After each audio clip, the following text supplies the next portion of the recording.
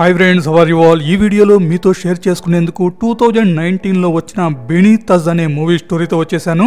Please నా explanation విన్న తర్వాత నచ్చినట్లయితే ఒక లైక్, ఎలా అనిపించిందో ఒక కామెంట్.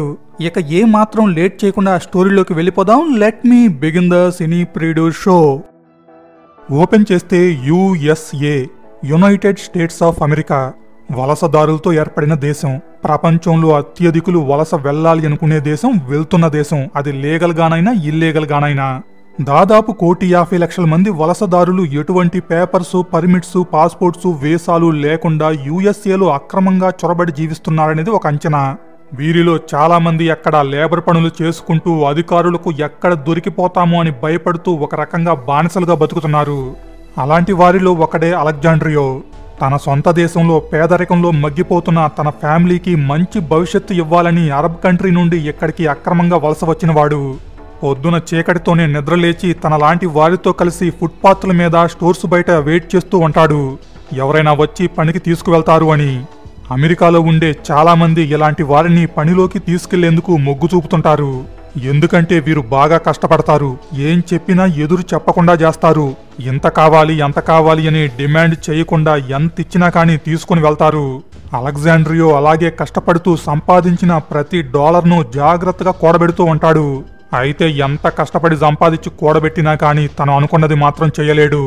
అదేంటంటే తమ దేశంలో ఉన్న తన భార్య, కొడుకును ఎక్కడకు రప్పించడం. తనలాగే అక్రమంగా రప్పించేందుకు కూడా చాలా డబ్బు ఖర్చవుతుంది. ఎంత కష్టపడి సంపాదించినా కానీ తన ఖర్చులకు, తన కుటుంబ అవసరాలకు పంపగా మిగిలేది ఏమీ ఉండదో. దాదాపుగా ఇక్కడికి వచ్చి 5 సంవత్సరాలు పైనే అవుతున్నా కానీ తన కుటుంబాన్ని ఎక్కడకు రప్పించాలి అనుకున్న ప్రతిసారి డబ్బు సరిపోక నిరాశ ఎదురవుతుంటుంది. అయినా కానీ అలెగ్జాండ్రియో పోరాడుతూనే ఉంటాడు. అయితే కొంతకాలానికి తన తమ్ముడు మైలో కూడా ఇక్కడికే చేరుకుంటాడు. దాంతో అలెగ్జాండ్రియో తనతో పాటే తన తమ్ముడిని కూడా పనికి తీసుకెళ్తూ ఉంటాడు. అయితే ఇక్కడ పరిస్థితులు గమనించాక, అన్న గొడ్డులా కష్టపడటం చూశాక మైలోకు రాగానే అర్థమవుతుంది, అన్న ఎక్కడ చేస్తుంది పని మాత్రమే కాదు, బానిసత్వం అని. తమలాగే ఇక్కడికి వచ్చిన వారిలో చాలా మంది పరిస్థితి ఇదేనని. అంతేకాక తమనెవరూ ఇక్కడ కనీసం మనుషుల్లా కూడా గుర్తించరు అని. నువ్వెక్కడ వీరి ముందు బానిసలాగా ఉండటమే కాకుండా నీ ఫ్యామిలీని కూడా ఇక్కడికి రప్పించి వారిని కూడా బానిసల్లాగా మార్చాలి అనుకుంటున్నావా అని తమ్ముడు అన్నను విమర్శిస్తాడు. అయితే అలెగ్జాండ్రియో తమ్ముడు మాటలు పట్టించుకోడు. ఎలాగైనా సరే తన ఫ్యామిలీని ఇక్కడికి తీసుకురావాలి అనేది మనోడి గోలు.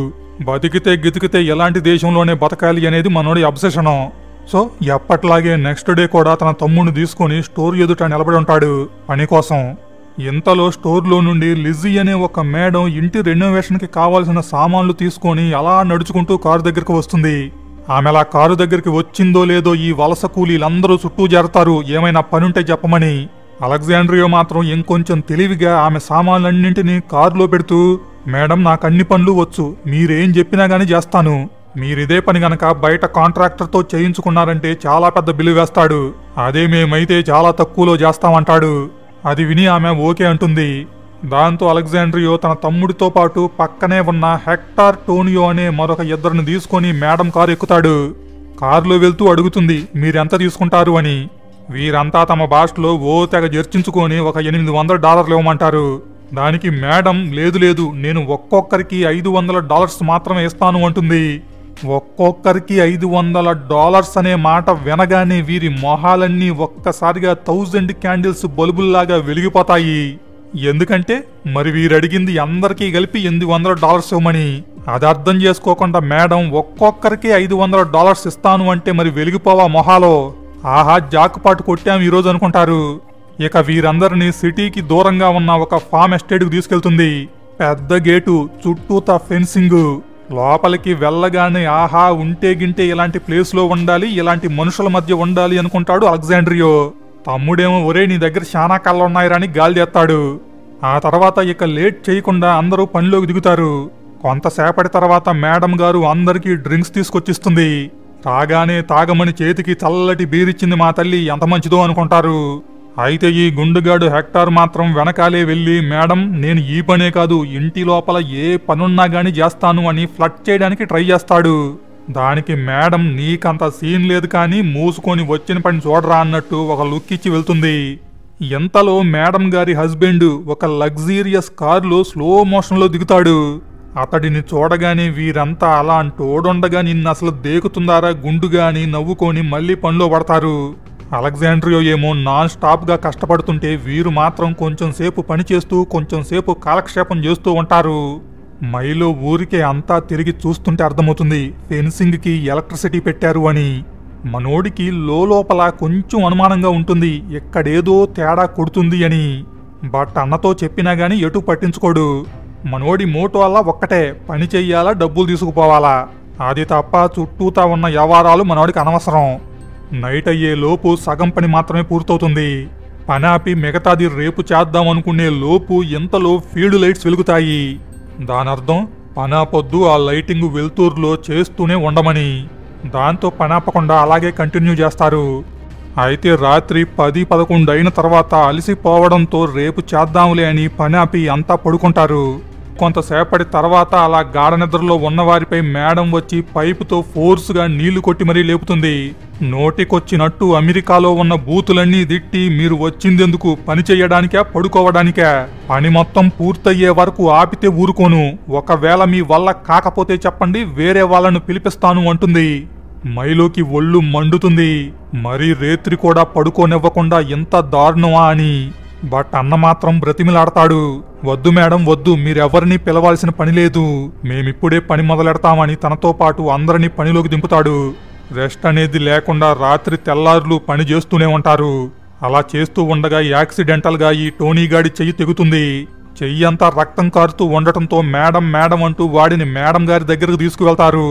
దానికి మేడం లోపలికి వెళ్లి చిన్న కట్టుగొడ్డ తీసుకువచ్చి చేతికి కట్టి ఇక వెళ్లి హ్యాపీగా పని చేసుకోండి అంటుంది.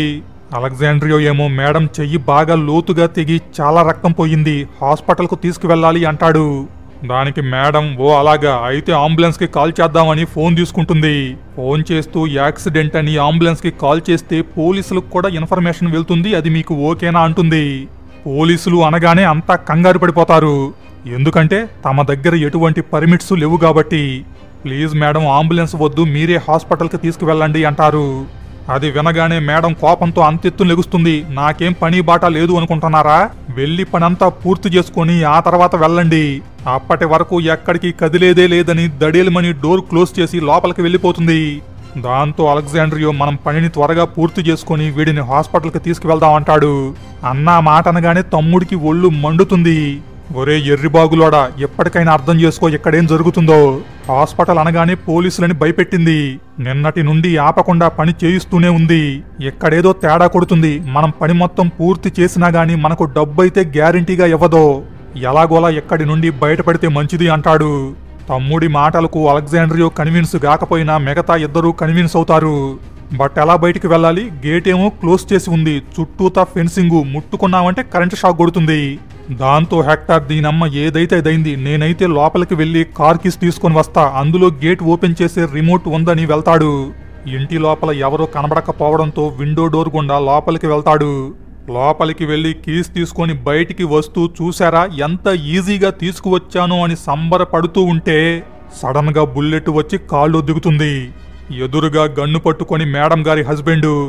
వీరు ముగ్గురు భయంతో అసలేం జరుగుతుందా అని షాక్ అయిపోయి అలాగే చూస్తూ ఉండిపోతారు.